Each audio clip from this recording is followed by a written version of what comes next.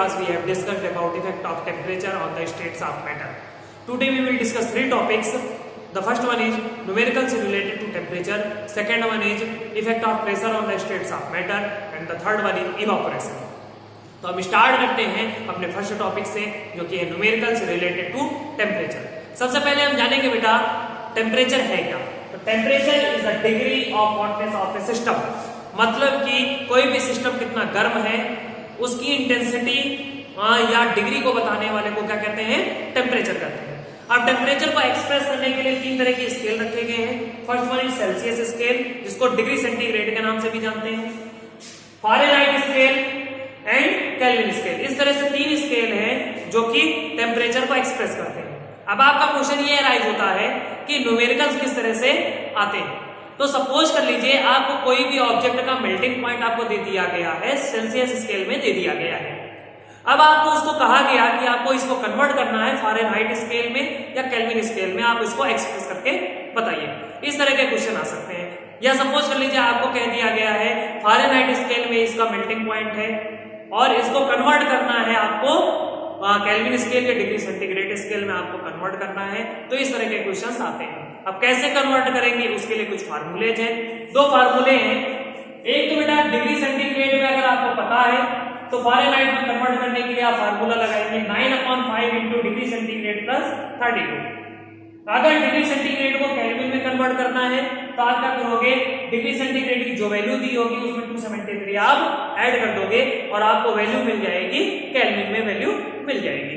ठीक है, इस तरह की कंडीशन हो सकती है।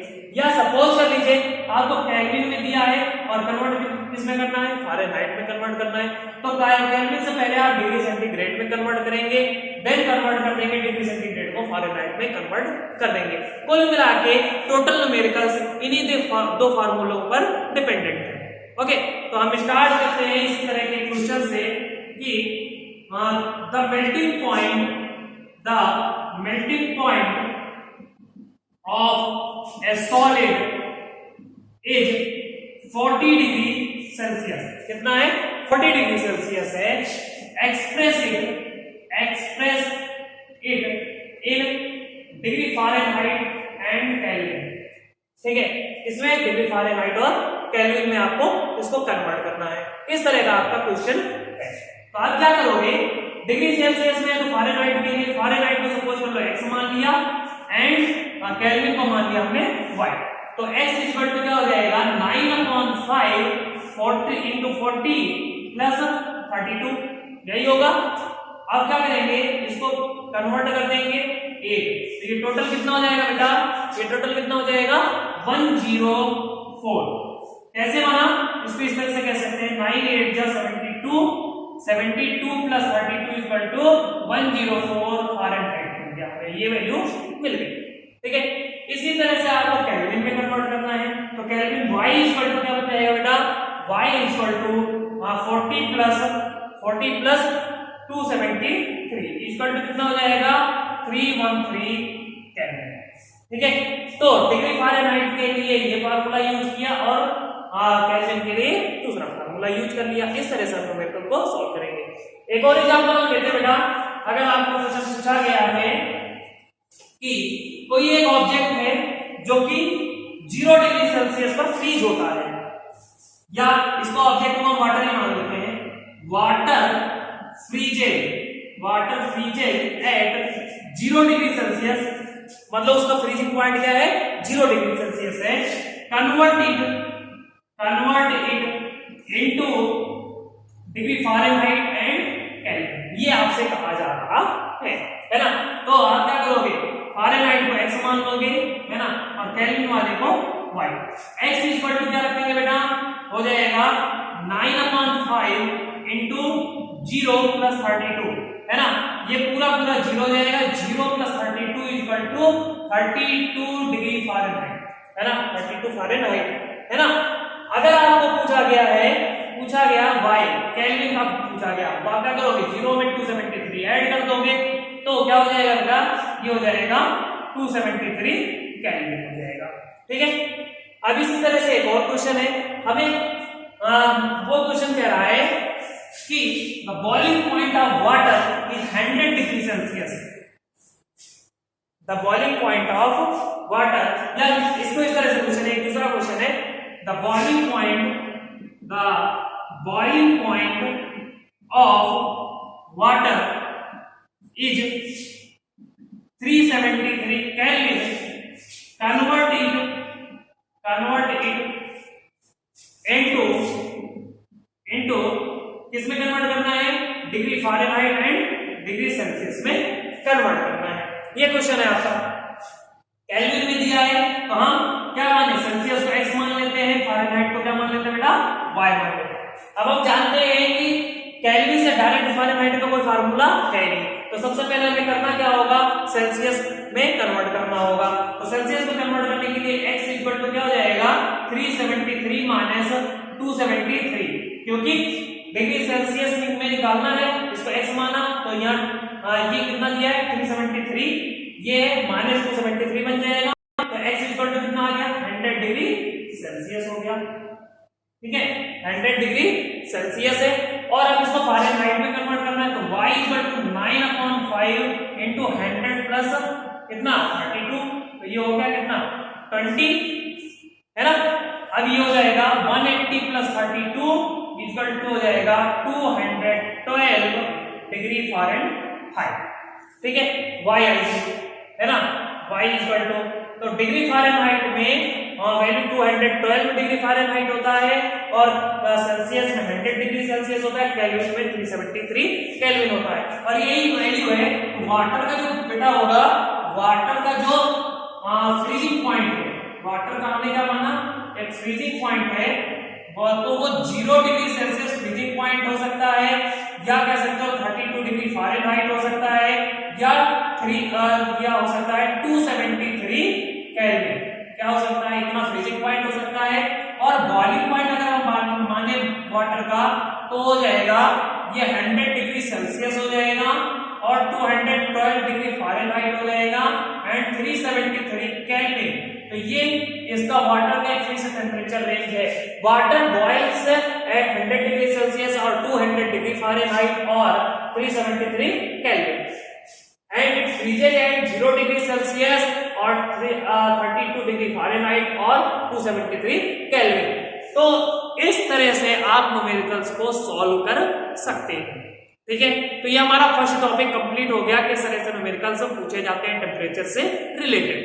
अब हम सेकंड टॉपिक पढ़ते हैं, वो क्या है, effect of pressure on the states of matter. Pressure का क्या इफेक्ट है, मैटर के स्टेट में जो चेंजिंग होती है उसमें क्या इफेक्ट देता है प्रेशर, इसके बारे में हम बात करने वाले हैं, ठीक है बेटा। तो हमारा हेडिंग है effect of pressure on the state of matter, ठीक है, ये आपका हेडिंग है। अब क्या है, ये समझाएंगे किस कैसे, तो एक चीज हमेशा ध्यान रखना है बेटा कि अगर हम किसी पर्टिकुलर ऑब्जेक्ट के लिए या पर्टिकुलर मैटर के लिए अगर हम प्रेशर इंक्रीज कर रहे हैं तो टेम्परेचर डिक्रीज करना होगा। ऐसा नहीं करते हैं तो बर्स्टिंग हो जाएगी। जैसे अगर हम प्रेशर कुकर की बात करते हैं तो प्रेशर कुकर में ऊपर की जो सीटी लगी होती है उससे जो वेपर होता है वो निकलता जाता है, जिससे प्रेशर वहां अंदर प्रेशर क्या होता है डिक्रीज होता जाता है ना, और टेम्परेचर भी इंक्रीज हो रहा है। अगर दोनों इंक्रीज हो रहा है, प्रेशर भी इंक्रीज हो रहा है और टेम्परेचर भी इंक्रीज हो रहा है, तो क्या हो जाता है, बर्स्ट हो जाता है। ऐसा होता है ना, तो वही बेसिस पे यहाँ पे हम बात करेंगे।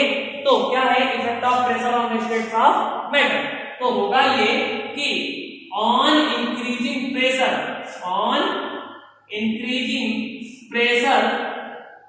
And decreasing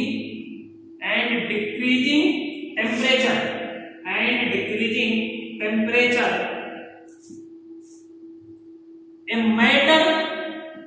matter can be converted from gas to liquid and then liquid to solid. Okay, because in this case या प्रोसेस कह सकते हो, in this case या कह सकते हो process the metal particles come closer to one another, ऐसा case होता है। तो बेटा ये प्रेशर इंक्रीज करोगे, टेम्परेचर डिक्रीज करोगे तो पार्टिकल्स एक दूसरे के साथ में क्लोजर होते जाएंगे, और जब ऐसी कंडीशन होगी तो पार्टिकल्स की वजह से, ऐसी स्टेट की वजह से स्टेट्स ऑफ मैटर में चेंजिंग होगी, जो गैस से लिक्विड और लिक्विड से सॉलिड स्टेट में कन्वर्जन होता चला जाएगा। ठीक है, तो इसके कुछ एग्जांपल्स हैं, जो कि जैसे हमारे पास अमोनिया है, अमोनिया जिसको कहते हैं NH3, ठीक है, सल्फर डाइऑक्साइड जिसको कहते हैं हम SO2 कहते हैं, एंड कार्बन डाइऑक्साइड जिसको कहते हैं CO2, है ना। इन सभी को किसमें कन्वर्ट किया जा सकता है, लिक्विड में या सॉलिड में कन्वर्ट किया जा सकता है। अब आपके बुक से क्वेश्चन अराइज होता है इससे कार्बन डाइऑक्साइड CO2 से। जब CO2 कन्वर्ट होता है गैस से, किसमें, सॉलिड में कन्वर्ट होता है, गैस को सॉलिड में जाता है, तभी सॉलिड स्टेट में जो CO2 होता है उसको किस नाम से जानते हैं बेटा, ड्राई आइस के नाम से जानते हैं। तो क्वेश्चन जो मैंने कहा, क्वेश्चन क्या पूछा जाता है, क्वेश्चन ये होता है how can we prepare dry ice, कैसे हम ड्राई आइस को प्रिपेयर करें, ये आपका क्वेश्चन होता है। तो उसके लिए प्रोसीजर क्या लगाएंगे, when we increase the pressure and decrease the temperature of the system in which gaseous CO2 is kept, then the particles of CO2 gas comes closer to each other and it will be converted from gas to solid. By this process, the solid CO2 will be formed and solid CO2 is also known as dry ice. ठीक है, इस तरह से आप लिख सकते हो। क्या लिखोगे, on increasing pressure and decreasing temperature of A system in which CO2 gas is kept, the particles of gaseous CO2 comes closer to each other and by this process gas CO2 converts into solid CO2, that is also known as dry ice. Okay, तो इस तरह से आप procedure आप लिखोगे। Question आपको पहले ही बताया क्या पूछा जाएगा, how can you prepare solid CO2 और ड्राई आइस, दोनों में से कोई क्वेश्चन पूछा जा सकता है। या एक और क्वेश्चन हो सकता है, what is the other name of solid CO2, तो क्या बोलोगे बेटा, ड्राई आइस बोलोगे। ठीक है, इस तरह के क्वेश्चन आपके केस में आते हैं। बस यही है आपका क्या, effect of pressure on the states of matter. तो ये था सेकंड टॉपिक। अब हम पढ़ते हैं बेटा थर्ड टॉपिक, जो कि है इवापोरेशन। इवापोरेशन की डिफिनीशन आप सभी को पता है, क्या है इवापोरेशन की डिफिनीशन बेटा, evaporation is the process of slow conversion of liquid into gaseous state. मतलब कि इवापोरेशन एक ऐसी स्लो प्रोसेस है लिक्विड से गैस में कन्वर्जन की, ठीक है, जिसमें कोई भी लिक्विड कन्वर्ट हो जाता है गैसियस स्टेट में धीरे धीरे। तो इवापोरेशन हमारा हेडिंग है बेटा, evaporation. Okay, evaporation slow conversion, क्या लिखेंगे, slow conversion of liquid into gas, liquid into gas, या वेपर फेज लिख सकते हो, उसको क्या लिख सकते हो, वेपर फेज, लिक्विड फेज से वेपर फेज में। ओके, अब या इसके एक और डेफिनेशन हमने दिए, क्या दिए बेटा, the process of conversion of a liquid into gas below it's boiling point. ये आपको डेफिनेशन दी गई है। दो तरह की डेफिनेशन है, एक तो है slow conversion of liquid into gas vapour phase, ठीक है। दूसरा हो सकता है the process of conversion of a liquid into gas below it's boiling point, मतलब अगर वाटर का बॉइलिंग पॉइंट 100 डिग्री सेल्सियस है, अगर इस टेम्परेचर रेंज से कम पर ही वेपर फेज में कन्वर्जन होने लगे तो ऐसे प्रोसेस को क्या कहते हैं, क्या कहेंगे बेटा, एवापोरेशन कहेंगे। एग्जांपल है drying of cloth in sunlight, sunlight की प्रेजेंस में अगर हम कपड़े को सुखाते हैं तो किसका एग्जांपल है, एवापोरेशन का एग्जांपल है, ठीक है। अब क्वेश्चन ये है कि what are the factors which causes the deviation in the evaporation process या रेट, या ऐसे कह सकते हैं factors causing evaporation rate change, ठीक है, factors causing change in evaporation rate, कुछ भी बोल सकते हो। तो मैं इस तरह से लिखता हूं factors causing change in evaporation rate, evaporation rate में किस तरह की चेंजिंग होती है उसके बारे में हम डिस्कस करते हैं। तो जो है बेटा वो ये है, चार फैक्टर मेन है। पहला तो आपका है सरफेस एरिया, क्या है, सरफेस एरिया। दूसरा है आपका ह्यूमिडिटी, तीसरा है आपका टेम्परेचर, ठीक है, और फोर्थ है आपका क्या है, विंड स्पीड, ठीक है। अब देखो बिल्कुल सिंपल सी कंडीशन है, जितना ज्यादा सरफेस एरिया रहेगा उतना ही ज्यादा क्या होगा, इवापोरेशन रेट होगा, ठीक है। सरफेस एरिया जितना ज्यादा होगा उतना ही ज्यादा इवापोरेशन रेट होगा, ठीक है। क्यों, इसको एग्जांपल से देखते हैं। अगर हम बंद कमरे में कपड़े को सुखाते हैं तो आसानी से नहीं सूखता, लेकिन अगर हम बाहर सुखाते हैं, चाहे धूप खुली हो चाहे ना खुली हो, आराम से सूख जाता है, ना। क्यों सूख जाता है, क्योंकि वहां पे उसको जो पार्टिकल्स हैं, पार्टिकल्स को मूव करने के लिए स्पेस चाहिए, वहां पे स्पेस मिल जाता है। जितना ज्यादा सरफेस एरिया होगा उतना ही ज्यादा इवापोरेशन रेट होगा, ठीक है, पहला आंसर। दूसरा ह्यूमिडिटी क्या है, ह्यूमिडिटी वाटर वेपर्स का एटमॉस्फेयर में प्रेजेंस होना। अब देखो कपड़ा जब सूखेगा या इवापोरेशन जब होगा तो वाटर किस में कन्वर्ट होगा, वेपर फेज में कन्वर्ट होगा, और वेपर को भी तो स्पेस चाहिए। अब ह्यूमिडिटी की वजह से, अगर ह्यूमिडिटी पहले से प्रेजेंट है तो वाटर वेपर यहां से मूव नहीं करेगा। बादल जब छाए रहते हैं, ज्यादा बादल छाया रहता है तो ऐसा होता है ना, इवापोरेशन रेट मतलब कपड़े कम टाइम में नहीं सूख पाते, ज्यादा टाइम लेते हैं, ऐसा होता है ना। तो कहने का मतलब है ह्यूमिडिटी अगर रहेगी तो इवापोरेशन रेट क्या होगी, कम होगी।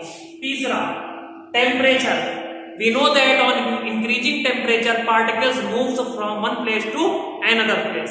तो इसका मतलब है कि टेम्परेचर इंक्रीज करेंगे तो वाटर वेपर जो एटमॉस्फेयर में पहले से प्रेजेंट है वो कहां मूव कर जाएगा, दूसरे प्लेस में मूव करेगा, और जब दूसरे प्लेस में मूव करेगा तो क्या होगा, यहाँ जो कपड़े में वाटर वेपर है वो बाहर आएगा, ठीक है। तो टेम्परेचर इंक्रीज करने पर इवापोरेशन रेट क्या होती है बेटा, इंक्रीज होती है, ठीक है। लास्ट पॉइंट है विंड की स्पीड इंक्रीज होने पर क्या होता है, विंड में पार्टिकल्स एक स्थान से दूसरे स्थान तक मूव करते हैं।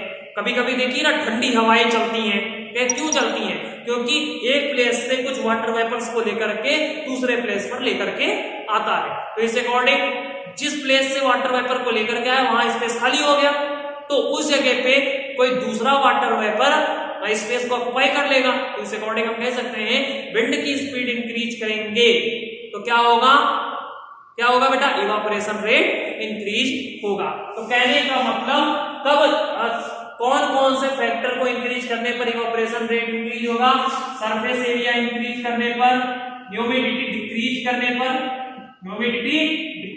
पर, टेम्परेचर इंक्रीज करने पर, और विंड की स्पीड क्या होने पर, इंक्रीज होने पर। तो ये चार फैक्टर हैं जो कि इवापोरेशन रेट को बढ़ाते हैं। अब इनको ये चारों चीजें एक दूसरे के साथ रिलेट करती है। अब रिलेट कैसे करती हैं, देखो हम जानते हैं कि टेम्परेचर इंक्रीज करेंगे विंड की स्पीड भी बढ़ जाएगी, टेम्परेचर इंक्रीज टेम्परेचर इंक्रीज करेंगे, ठीक है, टेम्परेचर इंक्रीज करेंगे तो देखो दो चीजें, एक चीज ज्यादा होगी, एक चीज कम होगी। टेम्परेचर इंक्रीज करने पर क्या होगा, विंड स्पीड इंक्रीज होगी एंड ह्यूमिडिटी क्या हो जाएगी, ह्यूमिडिटी डिक्रीज हो जाएगी, ठीक है, ह्यूमिडिटी डिक्रीज हो जाएगी। और जब ये दोनों डिक्रीज हो जाएंगे तब क्या हो जाएगा, सरफेस एरिया, आपका सरफेस एरिया क्या होगा, इंक्रीज हो जाएगा, सरफेस एरिया इंक्रीज हो जाएगा, ठीक है। और जब सरफेस एरिया बढ़ जाएगा तो इवापोरेशन रेट क्या होगा बेटा, इंक्रीज हो जाएगा, इवापोरेशन रेट क्या होगा, इंक्रीज हो जाएगा, ठीक है, इवापोरेशन रेट इंक्रीज हो जाएगा।